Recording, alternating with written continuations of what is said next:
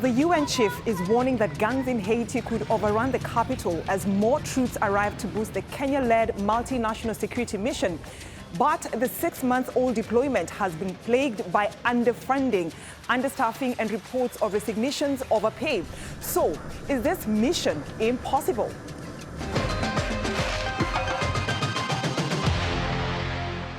The UN-backed multinational force is helping Haiti tackle surging gang violence that killed at least 5,600 people last year alone. According to the United Nations, it also uprooted more than 1 million people, over half of them children, from their homes. Now, almost all of the capital, Port-au-Prince, is under gang control, and the Haitian police, together with their international counterparts, have made little headway. Let's take a look at some of the reasons why. The UN says that the mission received pledges of just over $100 million through the UN-controlled trust fund, with the United States pledging about $369 million, but far short the estimated $600 million it requires for operational cost. The multinational force now has a total nearly 800 troops after deployments this month. That's about a third of the 2,500 international police pledged. Now, Kenya has the largest contribution with 617 officers so far. Guatemala, Jamaica, El Salvador, Bahamas, and Belize have also arrived in Haiti to help fight criminal gangs. Haitian leaders have been pushing for a blue helmet force to replace the multinational force to close the security, capacity, and funding gaps. But Russia and China have repeatedly vetoed the U.S. request at the UN Security Council, saying there is no peace to keep yet. My country has called for the transformation of the multinational security support mission into a UN peacekeeping mission with a clear mandate, adequate resources, and enhanced expertise. This transition is not only a logistical necessity, but also a strategic imperative to respond to the multiple threats facing our country. But most Haitians complain that security and their lives have worsened, with gangs spreading to new regions despite efforts by the Haitian and international police to push back the criminal groups. Humanitarian crisis in Haiti has reached alarming levels.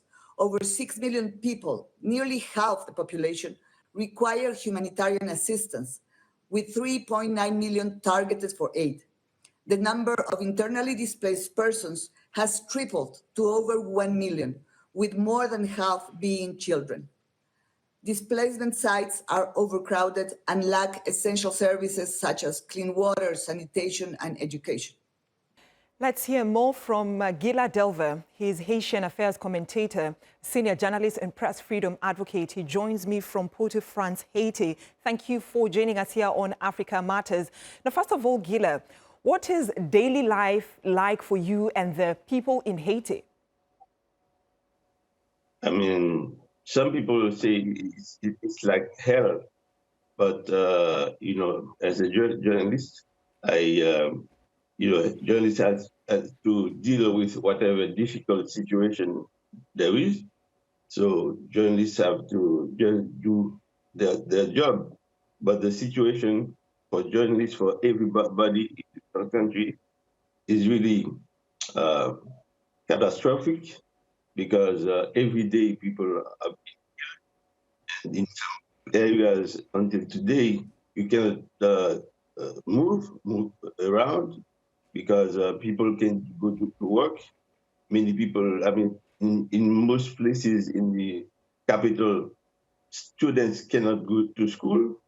No commercial activities, economic activities, in some places are not working at all. Most hospitals have closed. And as I said, it's like hell. People really can't do about the activities, everyday activities. So it is really difficult for the Haitian people. So based on what you're saying, has the multinational police force improved, security in any way in the 6 months they've been there? For many people, they think more could have been done. Of course, the Kenyans, they help in some places and in some operations, and even more today than before, because they've been studying the situation before being able to act. And now they're in the face for actions. They said it and they're trying to show it. And there are more operations than before.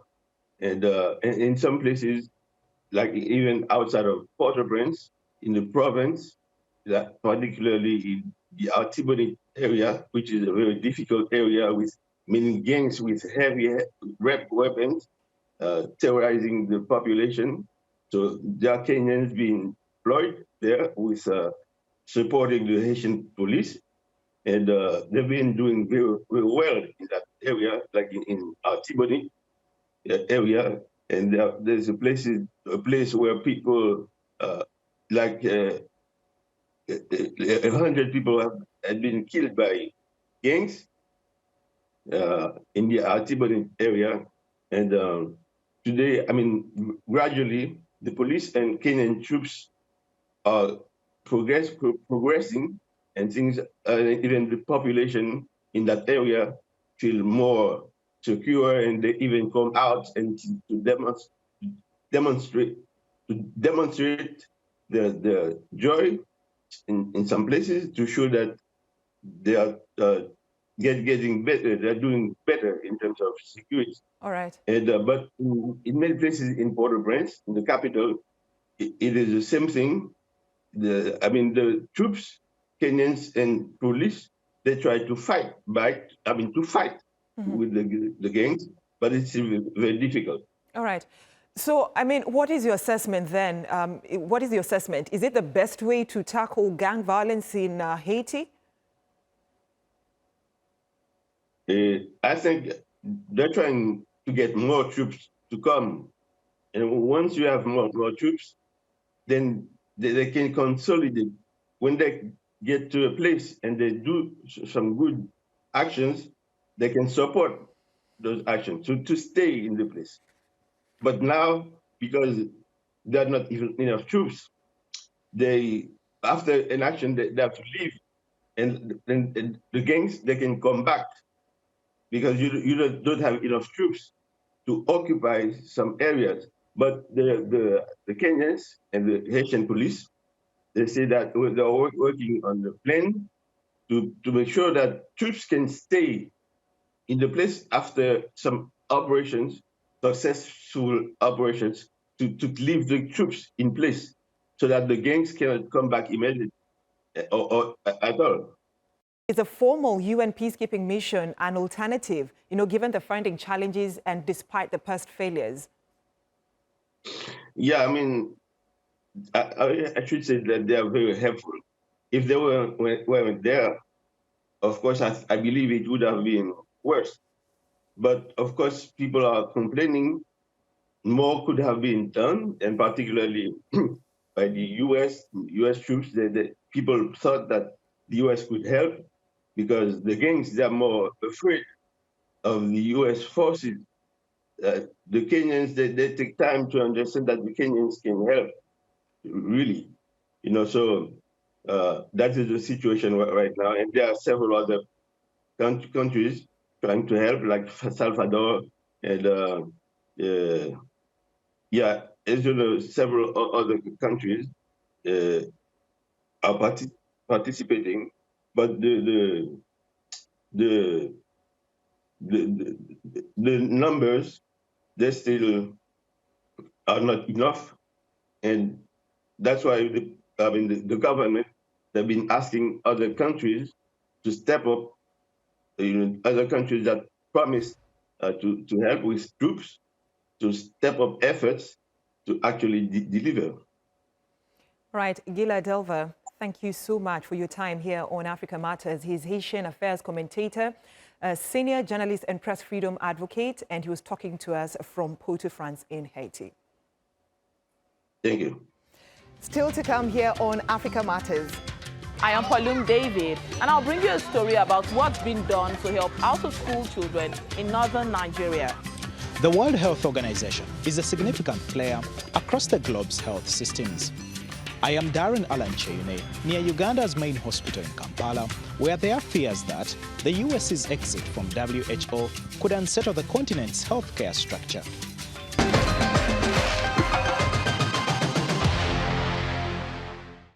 To northeast Nigeria now, where millions of children are out of school because of a prolonged armed conflict. But some organizations in the area are working to make education more accessible to marginalized children, as Paulum David reports. Every child has the right to an education.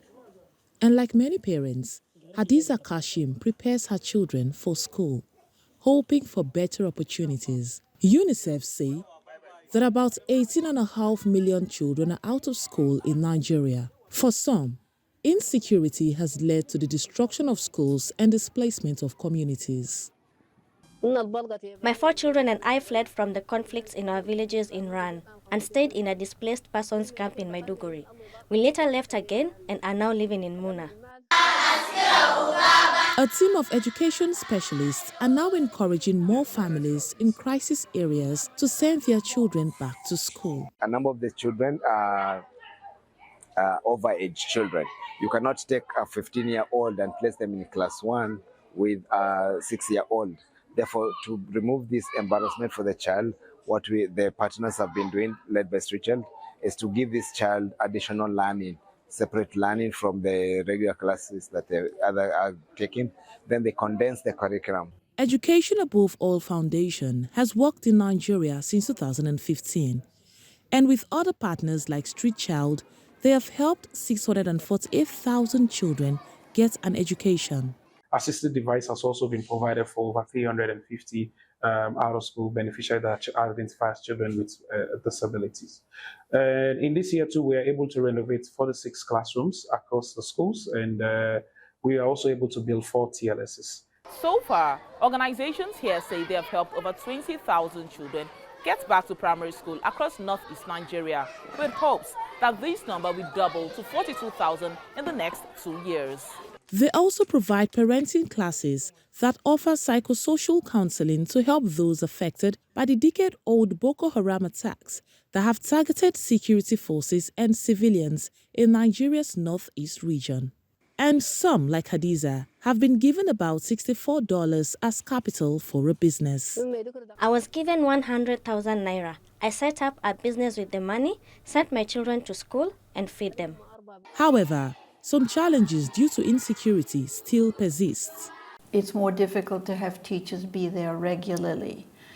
It may be very, very challenging to move, say, learning materials to the schools just because of the way it is difficult to move when there are zones that are not safe or really seriously dangerous. Nigeria's President Bola Tinubu has pledged to rid the country of terrorism and protect lives and property so that children can freely head back to school. Paulum David, African Matters, Maiduguri. To neighboring Niger now, where rising prices are having a direct impact on families. Now, people have been returning to traditional foodstuffs and cutting down on the number of meals they're eating each day. Christina Simic has more. At the bustling Wadata market in Niamey, cocoyam, soybean and corn are selling well. They are much cheaper than other staple foods such as rice and meat. Many have had to cut down to 1 meal a day and having to bargain in order to find the cheapest price. It's adaptation. That is what is resilience, adapting to the situation. I know a lot of people who did not eat cornmeal, but they adapted, they understood. You have to go back to local products. Many well-placed officials have turned to local products. Trade unions say the main factors driving up costs are food exports and the closure of the border with Benin due to security. We transport the cargo from Ghana, then stay in Kaya in Burkina Faso. There we wait for military escorts to Dori, where new escorts take over until Terra in Niger. From there begins the hardship till Niamey. The new routes cost a lot more, and that expense is passed on to the customer. We accuse the traders of being at the origin of the price increases. It is not our fault. Sometimes we do not find some products in Niger. It happens that even the simple tomato comes from Morocco, Nigeria, Ghana and Togo. Niger's inflation rate soared to a high of 58% in June last year, after sanctions were put in place by ECOWAS when the military seized power. Even though sanctions have been lifted, the supply chain has been disrupted. The World Bank expects Niger's inflation to remain high both this year and next. To ease the burden, Niger's military-led government has introduced various measures such as free distribution of food to the most vulnerable and cut the grain price. Now that Nigerians have returned to buying local products, there is an urgent need for the military-led government to support local farmers and invest in agricultural infrastructure. Christina Simic, Africa Matters. Staying in the agriculture industry, we go to the Gambia next. Now, its economy is anchored on groundnut exports, which also provides thousands of jobs. But the recent use of chemical fertilizers has slashed output in many parts of the country, and it's having a dire impact on farmers. Maimuna Ba spoke to some of them. The Gambia has long been known for its thriving groundnut production, with farmers depending on this cash crop for their livelihoods. But in recent years, the once lush farmlands have become barren, and farmers like Ami Seka, who has been farming for over 15 years, blame a government subsidy program for chemical fertilizers that was meant to boost yield. I thought the government's fertilizer subsidy will help. It was meant to boost my yields. But now I can see the damage. My groundnuts are small and the soil is weak. Like many farmers, Ami harvested just a quarter of normal annual yield from yet another season that promised so much. This season, I couldn't even sell much. I am left with a small stock, and what I have is barely enough to survive. I can't continue like this. This is where chemical fertilizers once increased groundnut production, but now thousands of farms have been laid to waste, and many farmers are worried about the long-term effect both on their crops and environment. In 2023 and 2024, the Gambian government bought nearly $7 million worth of chemical fertilizers, with a 50% subsidy for farmers, but experts believe it was never a good idea. Government is losing. They are not making any impact. They are losing. Because look at the amount of subsidy. After importing fertilizer at a high cost, you come back again and use state fund to subsidize. You are sinking money again. That is not going to be recovered. Mane says, while fertilizers are needed, the government needs to move away from chemicals. It's better for government to invite private sectors who will be prepared enough to invest into the production of organic fertilizer and even the importation of chemical fertilizer. Government should do away with it completely. Organic farming may be a long-term investment, but for Ami and countless other farmers across the Gambia, it could be the difference between survival and collapse. Maimuna Ba, Africa Matters, Banjul, the Gambia. Now, the U.S. exit from the World Health Organization has left many African countries worried. That's because the Global Health Agency backs the continent's healthcare infrastructure through research, policies, funding, training, and access to essential medicines, including vaccines. Daran Alan Cheyune went to find out more from Uganda's capital, Kampala. Francis Sechito has been battling malaria for the past few days. The 21-year-old sought medical attention and is steadily improving. I was feeling dizzy. I had a lot of headache. I couldn't even walk. I had less appetite. And I was feeling a lot of body weakness.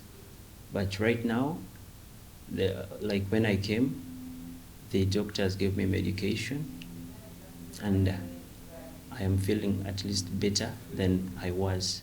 Francis's recovery is in part thanks to the World Health Organization's efforts. For decades, the WHO has been Africa's leading technical advisory in public health. It has strived to eradicate polio, fought malaria, championed vaccination campaigns, and advocated for maternal and child health programs. In 2024, WHO helped Uganda to manage 4 major disease alerts and outbreaks.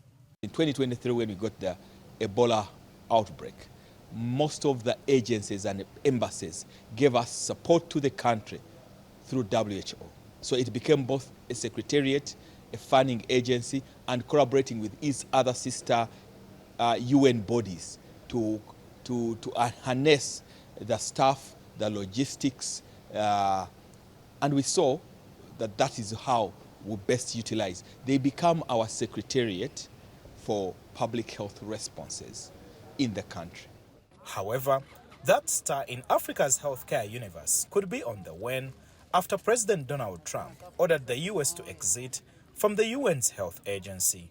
The US is the largest single donor, making an 18% contribution to WHO's budget of 2023. We hope the United States will reconsider, and we look forward to engaging in constructive dialogue to maintain the partnership between the United States of America and WHO for the benefit of the health and well-being of millions of people around the globe. Whereas the US remains Africa's largest donor of humanitarian assistance, there are still fears that by WHO parting ways with the US, the projected impact could raise the cost of medical bills for the common man and further hurt the monitoring of neglected tropical diseases in sub-Saharan Africa. Darren Alancheyune, Africa Matters, Kampala, Central Uganda. To Cameroon now, where the centuries-old Bimbia slave trade center is at the center of controversy.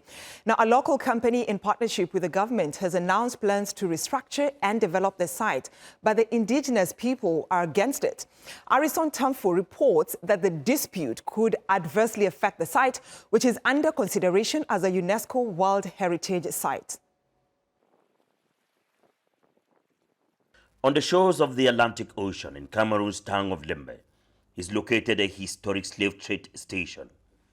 It was one of the most important African bases for slave traders in the 18th century. It still bears traces of slave trade, such as the chains and dungeons where slaves were kept. African Americans regularly visit here to connect with their ancestors who were sold into slavery. It is a site that entangles so much pain, suffering, persons involved. Above all, I used to say it's something that's more than blood. It is here that thousands of Africans were held against their will before being forced across the Atlantic. Cameroon is hoping that UNESCO will recognize this place as a World Heritage Site, but there is a problem. The site has become a bone of contention between a local company and the indigenes of Bimbia village, where it is located. They are all behind this project. The company says that it has received the green light from the government to restructure and develop the site and build a monument that captures this dark period of human history. In Limbe, protesters have been demonstrating against the project. Indigenous people say that they have been sidelined in the development project and vow to disrupt any attempt to erase the history of their land. The Bimbia heritage, slave trade heritage, it is them. It's a history. It's a tradition. It is both historical and spiritual. So taking that away is like you're taking a group of persons towards extinction. You're extincting them. And that is what the people are saying no and no. Because you cannot say you want to bring development without following due process, without consulting the people. You could bypass the people, the indigenous, but not their custodians. That is a blow to their face. It's an insult to the people. Local authorities are worried that any development project in the area could jeopardize its originality. We've been informed times without number that if we change the nature of that site, it shall never be certified again by UNESCO. It shall never and ever be certified by UNESCO. We have been informed. That's why that site has remained as it was. The project has now been put on hold as tempers continue to flare. The dream of transforming the site into a flourishing ecotourism and World Heritage Site now hangs in the balance. Harrison Tamfo, Africa Matters, Bimbia, Cameroon. That's our show this week. Share your thoughts and suggestions about the stories you've seen on this episode or ideas on what you would like us to cover on YouTube or on X using the hashtag Africa Matters. Thanks for watching, and it's goodbye from me, Brenda Radido.